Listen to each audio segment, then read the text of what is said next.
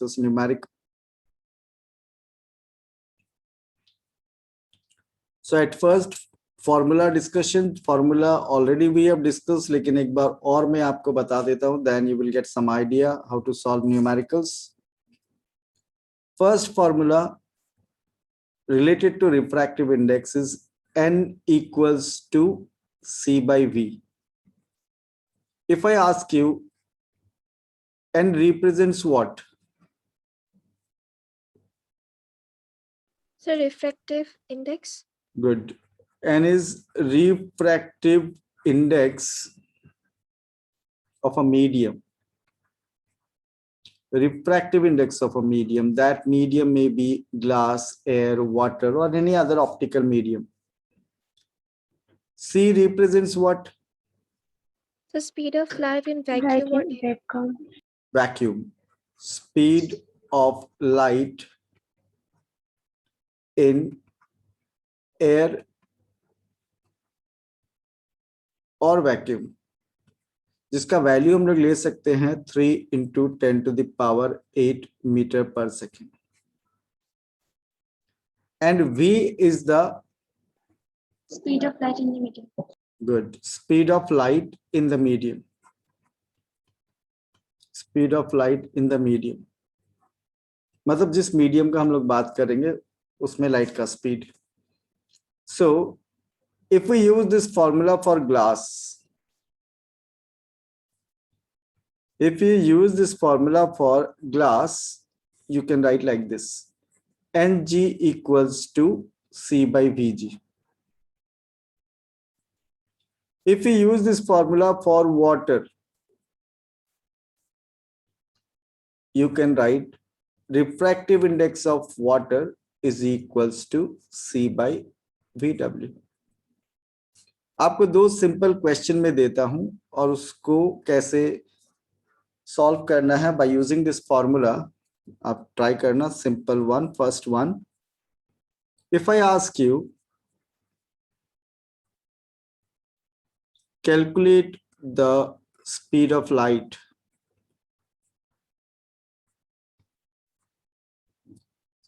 in water if refractive index of water is, if refractive index of water is 1.33 और 4/3. तो आपको calculate करने बोला गया speed of light in water और आपको बता दिया रिफ्रैक्टिव इंडेक्स ऑफ वाटर ये है. लेकिन आपको साथ में एक और इंफॉर्मेशन चाहिए, वो दैट मे बी गिवन और may not be given in the question. अभी मैं बता रहा हूं आपको. Speed of light in air और वैक्यूम वैल्यू फिक्स्ड है 3 into 10 to the power 8 metre per second. Given नहीं होने से भी आपको यही लेना है. तो इस न्यूमेरिकल को सॉल्व करने के लिए you can use this particular formula और स्पेशली फॉर वाटर. तो यहां in this case speed of light in water आपको कैलकुलेट करना है. Refractive index of water is given कितना? 1.23 और 4/3 refractive index of water. Speed of light in vacuum आपको पता है 3 into 10 to the power 8 metre per second. आपको पूछा क्या speed of light in water. तो आपको तो फॉर्मूला पता ही है, NW is equals to C by VW. You have to calculate VW, that means speed of light in water, C by NW. C by NW. You just put the values. आपको क्या करना, value put करना है 3 into 10 to the power 8 meter per second divided by refractive index of water, well, that is 4/3. तो ये 2.25 into 10 to the power 8. Good. सो ये हो जाएगा 9 into 10 to the power 8 divided by 4 meter per second. And if you divide, you will get 2.25 into 10 to the power 8 meter per second. In this way, you can solve this question. समझ में आ? First one. Sir हाँ नहीं बोलो. Sir speed of light water में तो fixed है ना? हाँ फिक्स्ड है. हाँ सर ठीक है सर. तो मैं आपको एक और क्वेश्चन दे रहा हूं. I hope you've understood this one. Another question. Question number 2. अगर आपको बोला जाए calculate the refractive index. Calculate the refractive index of a medium.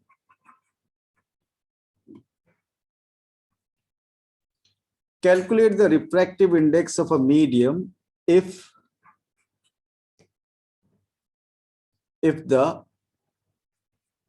speed of light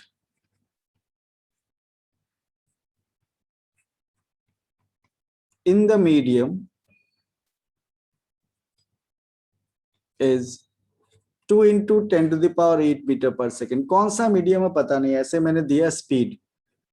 आपको तो कैलकुलेट करना जो भी मीडियम है refractive index and speed of light in air और वैक्यूम वो गिवन हो भी सकता है नहीं भी, and it is 3 into 10 to the power 8 metre per second. So you are asked to calculate what? Refractive index of the medium. तो इस बार आपको n कैलकुलेट करना है. मीडियम के लिए m लिख लेते हैं हम लोग. और आपको speed of light in medium given है. Speed of light in medium is 2 into 10 to the power 8 metre per second. और आपको क्या बताया गया है कि speed of light in air और vacuum 3 into 10 to the power 8 metre per second. So speed of light in the medium and speed of light in air or vacuum is given. आपको refractive index calculate करना है. So can you write refractive index of the medium is C by Vm. C का value क्या है?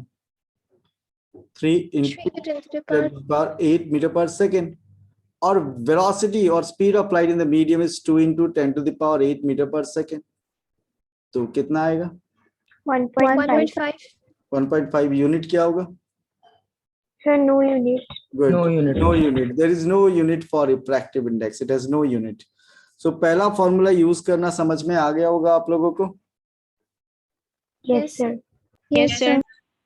Okay, I am moving. I am going to discuss second one. I hope you have noted down everything. Sir एक second. Okay.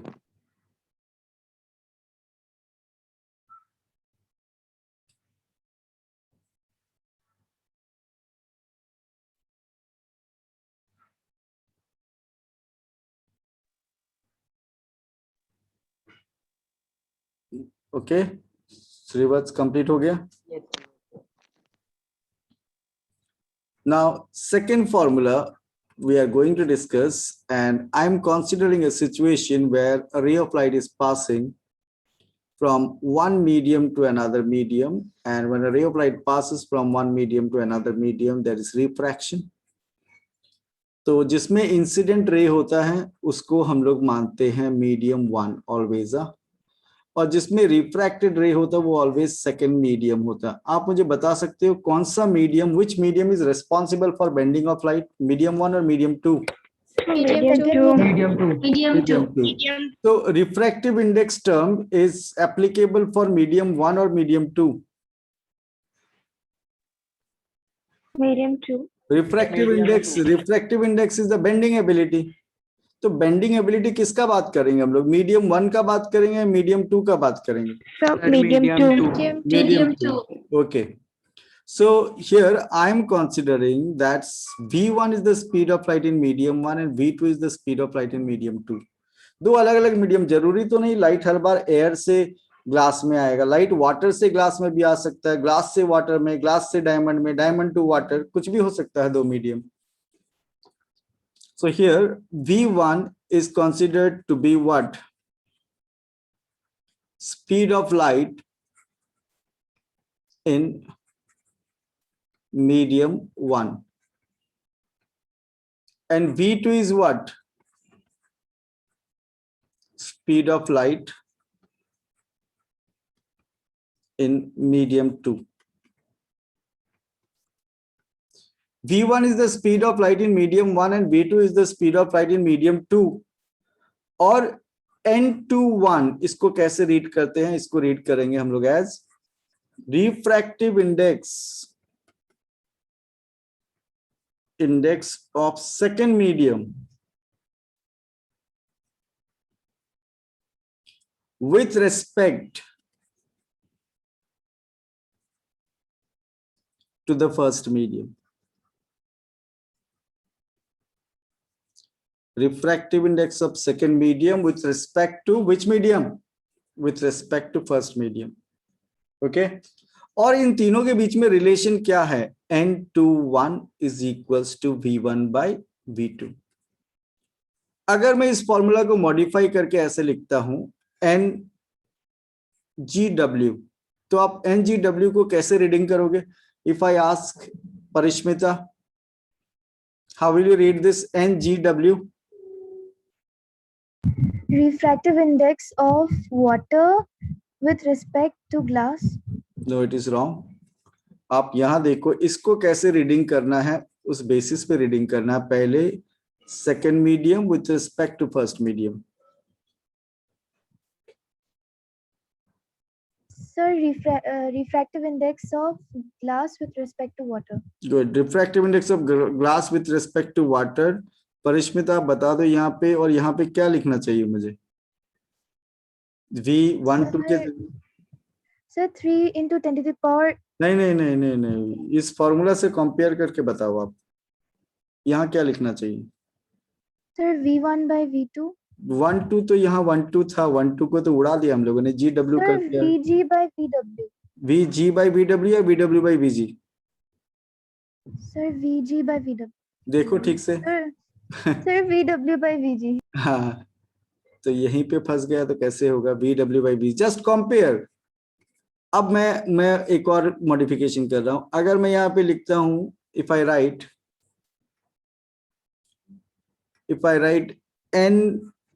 NWG, तो आप मुझे बता दो त्रिनोय, यहाँ पे क्या लिखना चाहिए हमको? V dash by V dash क्या? त्रिनोय. Sir, refractive index. How will you sir, first? How will you read this? Sir, refractive index of water with respect to glass. Glass. Then what should you write on the right side? Sir,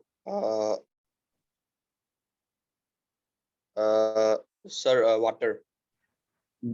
Upper part water. VW by VG or VG by VW? Sir, VW.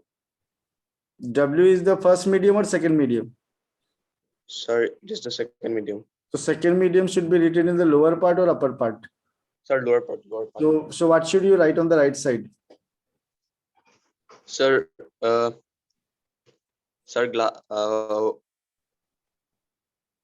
glass. VG by Sir, VW. by VW. Have you understood, all of you?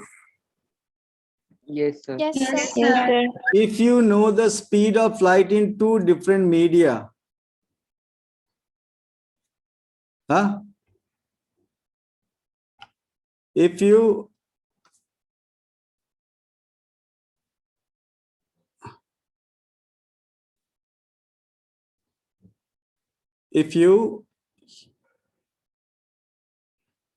sorry, here, if you know the speed of light, in two different media, you can calculate refractive index of one medium with respect to another. Refractive index of one medium with respect to another. Okay. V1 is the speed of light in medium 1, V2 is the speed of light in medium 2, N21 is the refractive index of second medium with respect to first medium. Just wait for 1 minute. Huh? Just wait for 1 minute, some issue with board.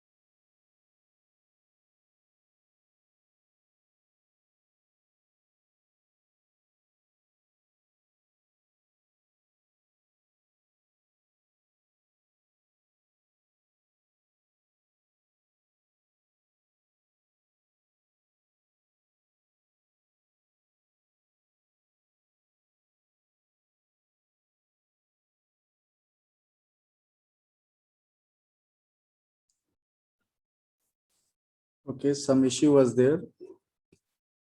So what we were discussing, if we know the speed of light in two different media, we can easily calculate refractive index of one with respect to other. And I am giving you a simple question. If you try to solve with this one yourself, it will be much better. Question number 3 है ये. The speed of light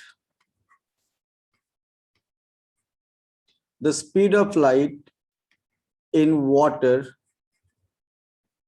is 2.25 into 10 to the power 8 meter per second. And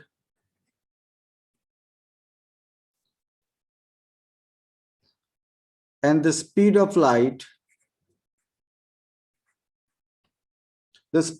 in water is 2.25 into 10 to the power 8 meter per second. The speed of light in glass is 2 into 10 to the power 8 meter per second. दोनों medium में light का speed आपको बता दिया. अब एक simple question आपको देता हूं. Calculate the speed of light, calculate the refractive index. Calculate the refractive index of glass with respect to water.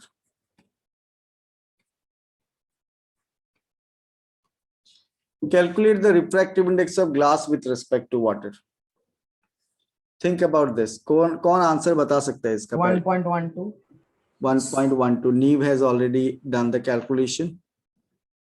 Board में जितना भी इंफॉर्मेशन आपको दिखाई दे रहा है वो सब नोट डाउन कर लेना, क्योंकि रिफ्रैक्टिव इंडेक्स का न्यूमेरिकल में मेजॉरिटी ऑफ स्टूडेंट को प्रॉब्लम होता है. बता देता हूं मैं.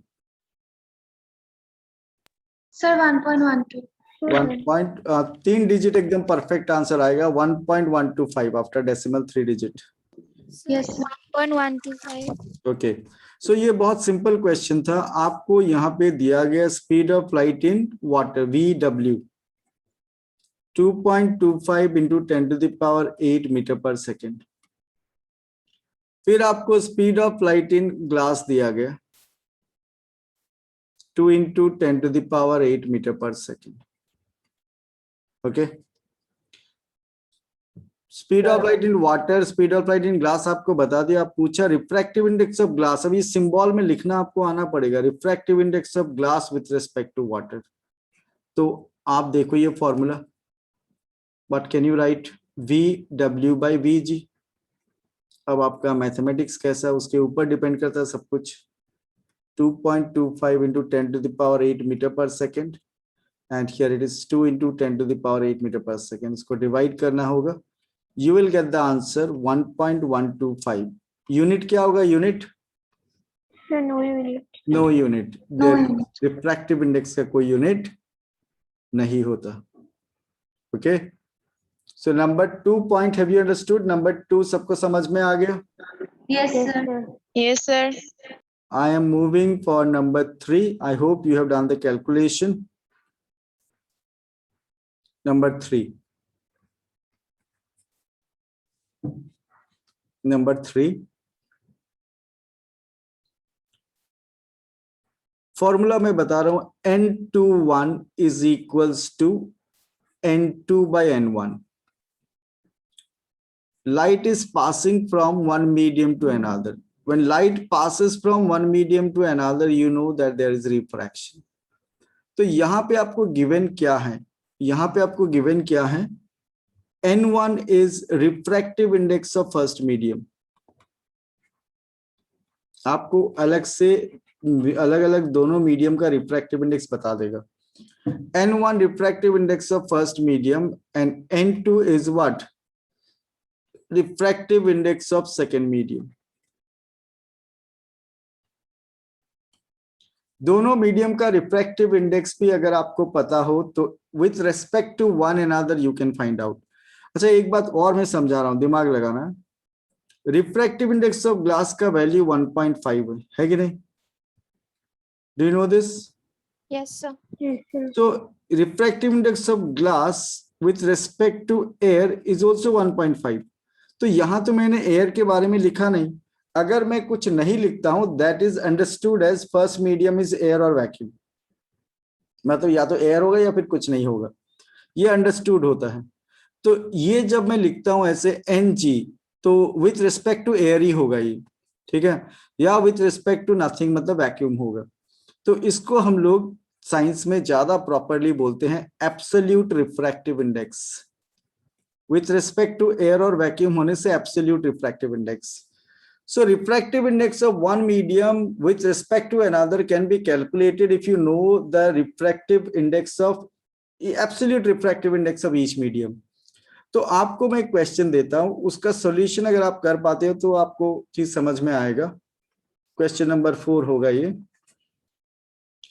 The refractive index, the refractive index of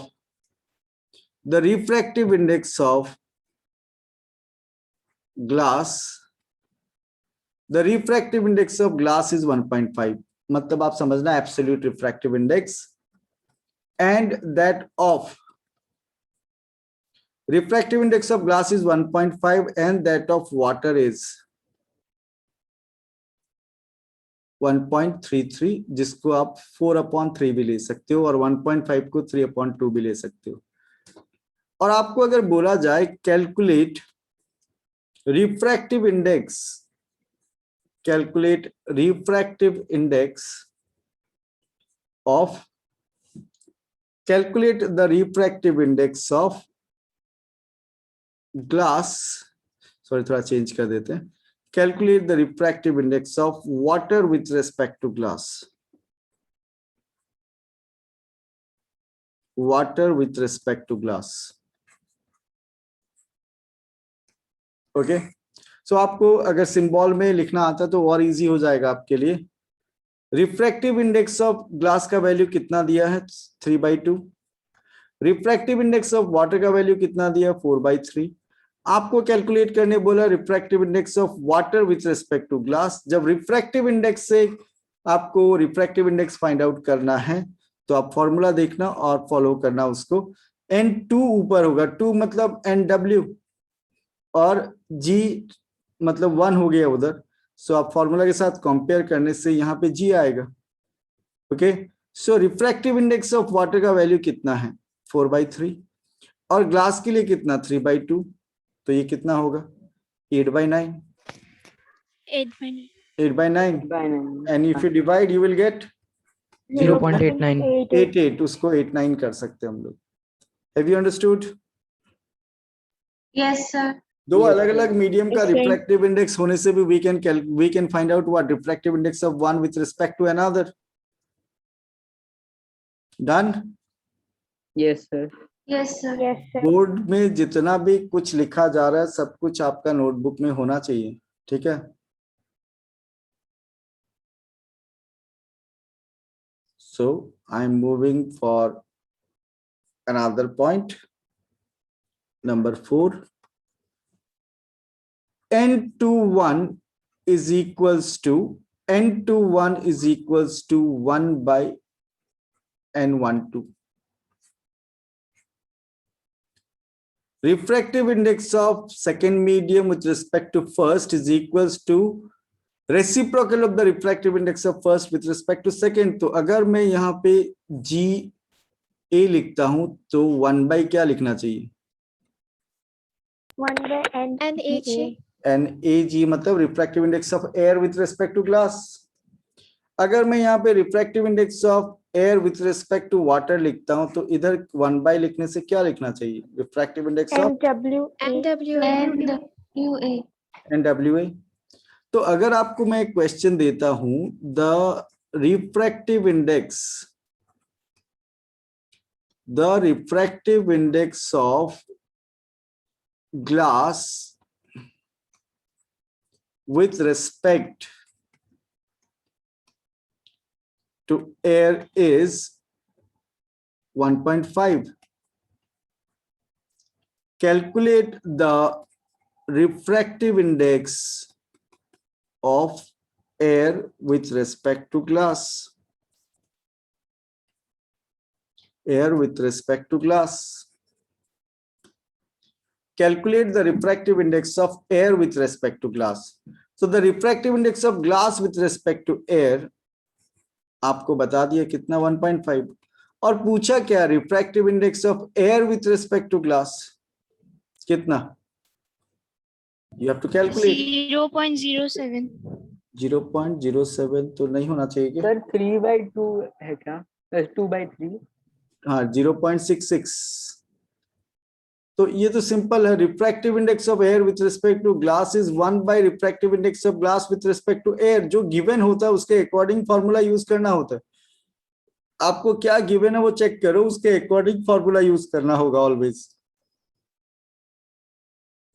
So refractive index of glass with respect to air is 1.5. So 1 by 1.5 आप जब डिवाइड करोगे आपको ये मिलेगा 2/3, 0.6667 लिख सकते हो आप. This is the answer. Have you understood? Yes, sir. Okay. Yes, sir. तो रिफ्रैक्टिव इंडेक्स का न्यूमेरिकल्स करने का ये तरीका है. अब एक डायग्राम से मैं आपको बताता हूं कैलकुलेशन कैसे करना है.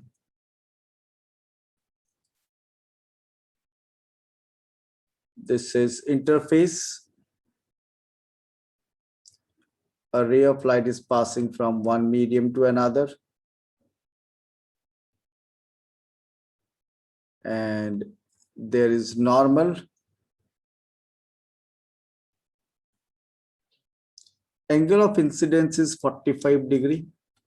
Angle of refraction is 30 degree. Suppose and light ray is passing from medium 1 to medium 2. तो आपको एंगल ऑफ इंसिडेंस कितना बता दिया यहाँ पे? 45 degree. 45 degree. Angle of refraction कितना है? 30 degree. 30 डिग्री. और आपको बोला गया कि refractive index of second with respect to first find out करो. How will you do that? कोई idea? We can do this from Snell's law. Sir answer √2 है क्या? आंसर तो हम पता नहीं, अभी करके देख लेंगे, हो सकता है √2. देखते हैं. So from Snell's law we know what sin I by sin R is equals to refractive index of second medium with respect to first. तो आपको तो refractive index of second with respect to first ही निकालना है. तो sin I angle of incidence 45 degree और angle of refraction 30. sin 45 का value आपको पता होना होगा. कितना है sin 45? 1 by √2. And sin 30 degree का वैल्यू 1/2. 1/2. सो इसको जब आप सिंप्लीफाई करोगे n to 1, so it will become 2 by √2. So answer is √2. Correct था नहीं वो आपका?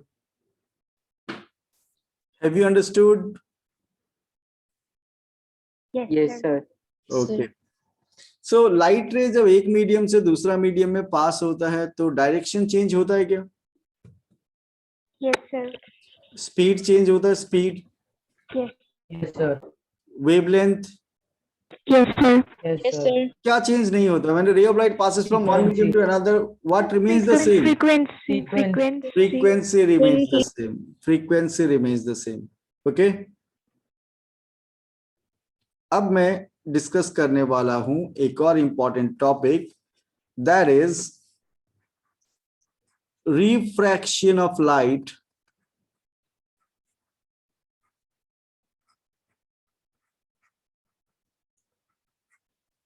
Through glass slab. इसको डिटेल डिस्कस करना होगा हम लोगों को. Refraction of light through glass slab. Glass slab आप जानते हो, उसका शेप के बारे में you already know. Glass slab is, what is the shape if I ask you? Rectangular. Cuboid. Cuboidal. Cuboid. Cuboidal shape है. तो आप देखो यहाँ पे एक ग्लास स्लैब में कितना सरफेसेस होता है? How many surfaces are there? Any idea? 6. 6. 6 surfaces. Six. 6 surfaces. और ये जो सरफेस है, this one, upper one and the lower one, these two are refracting surfaces. Refracting surface. These two are refracting surfaces. तो हम लोग क्या करेंगे, ये पूरा ग्लास स्लैब को ऐसे ड्रॉ नहीं करके हम लोग सिर्फ आउटलाइन ही ड्रॉ करते हैं when we draw ray diagram. ठीक है, ये ग्लास स्लैब रिप्रेजेंट करेगा. And this is incident ray. याद रखना, जब आप डायग्राम ड्रॉ करोगे तो इंसिडेंट रे को थोड़ा लेफ्ट में रखना. ठीक है, थोड़ा लेफ्ट में. मिडिल में लेने से कभी कभी ज्यादा राइट में चला जाएगा एमर्जेंट रे. थोड़ा लेफ्ट में रखना, ये हिंट है for drawing the ray diagram. And when a ray of light passes from one medium to another medium, आप तो जानते हो लाइट जब पास होता है वन मीडियम से another medium, there is what, refraction. तो यहाँ पे हम लोग नॉर्मल ड्रॉ कर लेते हैं. This is normal. When a ray of light passes from one medium to another medium, there is what, refraction. Light रे जब एयर से ग्लास में पास होता है तो क्या होता है, it bends towards the normal और away from normal. Towards Towards the it normal. bends towards the normal. तो यहाँ पे हम लोग लाइट रे पहले एयर से चला गया ग्लास में, और अब लाइट रे ग्लास से जाने वाला एयर में. यहाँ पे नॉर्मल ड्रॉ करते हैं. This light ray will pass from, कहां से कहां जा रहा है, this light ray is passing from Glass to air.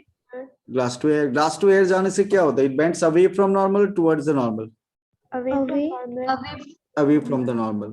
जब आप इसको बेंड करोगे away from the normal, always ध्यान देना आप, इंसिडेंट रे और ये रे पैरेलल दिखना चाहिए. लेकिन आपको नहीं दिखेगा तो आप एक काम कर सकते हो, you can extend incident ray. Incident ray को आप फॉरवर्ड एक्सटेंड कर दो.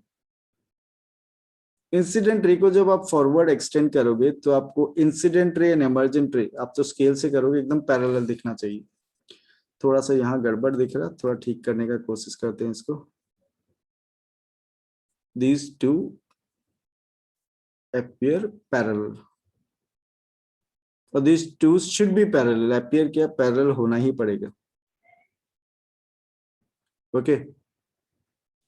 दिस एंगल, ये जो ऊपर ये जो एंगल बन रहा है, इस एंगल को क्या बोलेंगे, Angle of incidence. Angle of incidence. और यहाँ जो ये एंगल बन रहा है, this one, Angle of refraction. Refraction. Angle of refraction. And this one angle of emergence.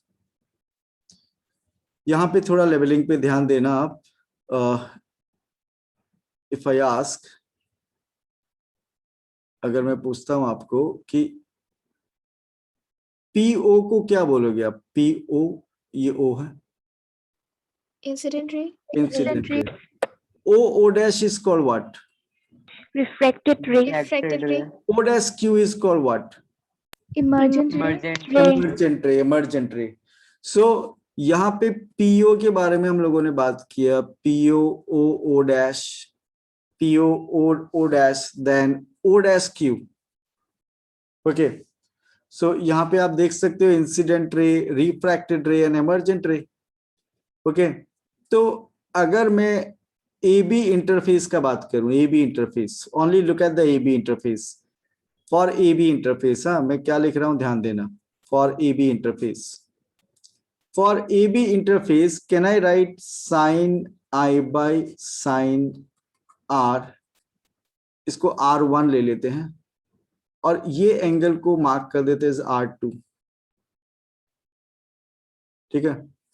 Sign I by R1 is equals to refractive index of glass with respect to air. Can we write? देखो तो आप, if we use Snell's law. Yes, sir. हाँ, Snell's law में क्या था, ratio between sine of angle of incidence to the sine of angle of refraction is always constant, and that constant is refractive index of second medium with respect to first. AB interface के लिए second medium कौन सा है, Glass. glass. So we can write that. Then for CD interface, for CD interface, can we write sine R1, क्योंकि ये incident ray होगा, sorry ये angle of incidence होगा और ये एंगल ऑफ रिफ्रैक्शन होगा उस इंटरफेस के लिए. Sin R1 by sin E is equals to refractive index of air with respect to glass. Can we write? Yes, sir. Yes, sir. CD interface में first medium कौन सा है? Sir, glass ग्लास. Second medium here. Air. So refractive index of second medium होता है always. Second medium air है CD interface में, second medium with respect to first. लेकिन हम लोग तो एक और फॉर्मूला जानते हैं, हम लोग इसको रेसिप्रोकेट कर देते हैं. Sine E by sine R1 is equals to 1 by refractive index of air with respect to glass. Reciprocate किया just. So can we write sine E by sine R1 is equals to refractive index of glass with respect to air is equation 2. क्योंकि हम लोग एक formula discuss किया था, अगर आपको याद है तो we can write like this. So 1 by n AG को NGA we can write. तो यहाँ 1 और 2. So refractive index of glass with respect to air is sin I by R1. Refractive index of glass with respect to air is sin E by sin R1. तो 1 और 2 को अगर हम लोग compare करें, from 1 and 2 can we write sin I by sin R1 is equals to sin E by sin R2. Sorry, यहाँ R2 होगा, आप लोगों ने किसी ने बोला नहीं, ये R2 होगा CD के लिए. एंगल ऑफ इंसिडेंस R2 है CD में, so it will be what? R2. sin I by sin R2 equals to sin, यहाँ एक गड़बड़ हो गया, ये R1 ही होगा ये साइड. तो this is sin R1 and this is sin R2. और आप लोग जानते हो क्या, R1 will be equals to R2. कोई भी रीजनिंग बता सकते हो आप? Anyone? मैं यहाँ पे एंगल दिखा रहा हूं आपको. ये जो एंगल है R1 और ये जो एंगल है R2, they are always equal. कैसे होगा? Alternate interior angles. Alternate angles. ये दोनों देख लो आप, दो पैरेलल लाइन ऐसे दिखाई दे रहा है, ये ट्रांसवर्सल, तो ये एंगल और ये एंगल तो इक्वल होगा ना. So angle R1 is equals to R2, तो ये और ये कैंसिल हो गया.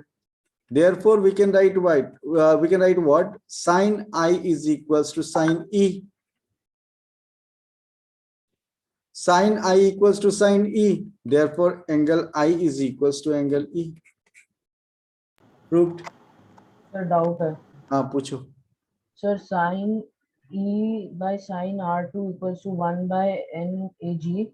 फिर उसका नेक्स्ट स्टेप कैसे आया? कौन सा? ये वाला? नहीं, इसका नेक्स्ट वाला. ये वाला. हाँ.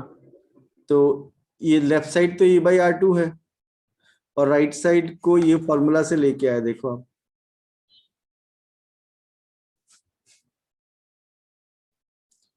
आप ये बताओ कि मैं ये लिख सकता हूँ क्या? N, ओ हाँ सर, हाँ समझ गया. N AG हाँ, equals समझ to 1 by NGA. So हाँ, I सर. use that. हाँ सर समझ गया. तो ग्लास स्लैब में जब रिफ्रैक्शन होता है तो कुछ स्पेसिफिक कैरेक्टरिस्टिक्स है. उसमें से एक क्या? Angle of incidence is always equal to the angle of emergence. Whenever there is refraction through glass slab, angle of incidence is always equal to the angle of emergence. And another point, incident ray and emergent ray, they are always parallel. Incident ray और emergent ray parallel होगा always. Glass slab का ये character है refraction में. और angle of incidence और angle of emergence, they are always equal. They are always equal. I is equals to E and incident ray is parallel to emergent ray. आप में से कौन मुझे बताएगा कि ये इंसिडेंट रे और इमर्जेंट रे के बीच में जो परपेंडिकुलर डिस्टेंस बना है, यहाँ पे गैप बना है, इसका लेंथ को क्या बोलते हैं? Anyone? Do you know this? मेरे ऊपर इतना डिपेंडेंट मत हो आप लोग स्कूल में जब पढ़ाता है ना, उस पर थोड़ा तो फोकस करो. ब्लैंक लग रहा है हमको, आपको पढ़ा के ऐसे लग रहा है कि ये चैप्टर तो पहला स्कूल में हो गया मेजोरिटी के। सर लैटरल डिस्प्लेसमेंट होता है। Good, lateral displacement, it is lateral displacement. और ये लेटरल डिस्प्लेसमेंट अलग अलग फैक्टर पे डिपेंड करता है, उसमें से एक फैक्टर है, one factor is thickness of glass slab.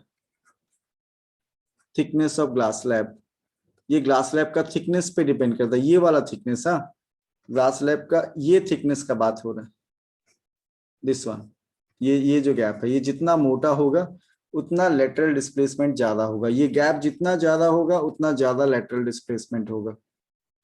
Have you understood? Yes, sir. Yes, sir. Yes sir. Okay, so what we discussed, हम लोगों ने क्या डिस्कस किया? Angle of incidence is equal to what? Angle of Angle of reflection. immersion. Angle of emergence, angle of incidence is equal to the angle of emergence. ये glass slab वाला diagram draw किया आप लोगों ने? Yes, yes sir. Sir. Yes, sir. अभी एक काम करो, मैं वापस आपको ये डायग्राम ड्रॉ करना सिखा रहा हूँ, आप लोग सब प्रैक्टिस करो घर में। है कि अभी सब कुछ तो होगा, रूलर पेंसिल है क्या? Yes, sir. Yes sir. Use करने लायक सिचुएशन में है? सर अभी नहीं है तो। सर हमारे पास भी नहीं है। नीले घर में ही तो है। सर घर पे नहीं है। घर पे नहीं क्या? कहाँ? सर छुट्टी? मौसी के घर है। हाँ, मौसी के घर है। बच्चा नहीं, बच्चा लोग है, पड़ोसी है। सर हाँ। कोई नहीं है सर। कोई नहीं है, ठीक है। रूलर है क्या? रूलर है, स्केल है आपके पास? Sir pencil, blue pen, black pen और कुछ नहीं। हो गया तब तो, ठीक है। मैं मेथड समझा रहा हूँ, जिसके पास है प्रैक्टिस कर लो साथ में, क्योंकि दिखने में इजी लगता है ये सब, जब आप एक्चुअल में ड्रॉ करने जाओगे तो आपको पता चलेगा क्या क्या प्रॉब्लम आते हैं। First you draw the glass slab, ये आउटलाइन ड्रॉ करना आपको सबसे पहले। उसके बाद इंसिडेंट रे को आपको ड्रॉ करना है। इंसिडेंट रे को मैंने आपको बोला था थोड़ा लेफ्ट में रखना आप, ठीक है, पूरा मिडिल में नहीं लिया मैंने। फिर आप उसका एरो मार्क जो है वो दे देना, हर रे में कम से कम एक एरो होना चाहिए। उसके बाद आप नॉर्मल ड्रॉ कर लो। नॉर्मल ऑलवेज होना चाहिए perpendicular to the refracting surface at the point of incidence, तो ये है नॉर्मल। आपको पता है when ray of light passes from air to glass it bends towards the normal, तो आपको यहाँ लाइट रे को क्या करना है, you will have to bend it towards the normal. ये ऐसे एक एक स्टेप करके ड्रॉ करोगे तो अच्छा रहेगा आपके लिए, कॉपी नहीं करना, पूरा फॉलो करना रिफ्रैक्शन को। सो ये यहाँ पे फॉल हो गया, लाइट रे को आपको दिखाना पड़ेगा कि it is bending towards the normal. फिर ये लाइट रे फॉल हो गया on the second interface and there you will have to draw the normal. फिर आप नॉर्मल ड्रॉ करो। नॉर्मल ड्रॉ करने के लिए मैं थोड़ा सा और थिन लाइन लेता हूँ, डिफरेंस नहीं तो पता नहीं चलेगा।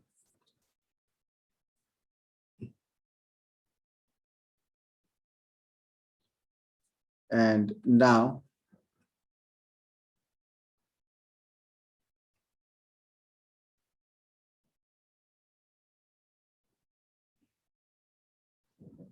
इमर्जेंट रे ड्रॉ करते वक्त आपको ध्यान देना होगा कि आप जो इंसिडेंट रे को फॉरवर्ड करने वाले हो और आपका इमर्जेंट रे दोनों पैरेलल होना चाहिए, ये होना जरूरी है। और साथ ही साथ आप देखना कि ये जो एंगल है, this one angle of incidence, और ये एंगल ऑफ इमर्जेंस, ये दोनों भी इक्वल ही दिखना चाहिए आपका। इसको लेबलिंग आप कर सकते हो एज R1 और ये R2, और R1 and R2 are equal because they are alternate angles, तो ये एरो मार्क, ये एरो मार्क। फिर आप इंसिडेंट रे को फॉरवर्ड प्रोड्यूस करना, इंसिडेंट रे को आपको फॉरवर्ड प्रोड्यूस करना, ये डॉटेड लाइन में करना चाहिए, क्योंकि एक्चुअल में तो लाइट रे इधर आएगा नहीं। तो आपके पास रूलर होगा तो रूलर से जब आप करोगे you will get what, straight line, और ये लाइन इमर्जेंट रे का पैरेलल होना चाहिए, this should be parallel to the emergent ray. फिर इन दोनों के बीच में जो डिस्टेंस होगा, परपेंडिकुलर डिस्टेंस, उसको हम लोग बोलेंगे lateral displacement. And this lateral displacement depends on what? If I ask you, thickness of the glass slab. Thickness of glass slab. Okay और इन रेज को लेबलिंग भी कर देना चाहिए, P O O dash Q और N O N dash first normal, N dash O dash या N O dash N dash another normal. फिर आप चाहो तो इसके बारे में पी ओ क्या है, ओ डैश क्या है, फिर ओ डैश क्यू क्या है, एंगल आई क्या है, एंगल आर क्या है, एंगल आई ई क्या है। फिर आपको ये भी बताना चाहिए angle I is always equal to angle E and incident ray that is PO is always parallel to O dash Q emergent ray. ये refraction of light through glass slab. Have you understood?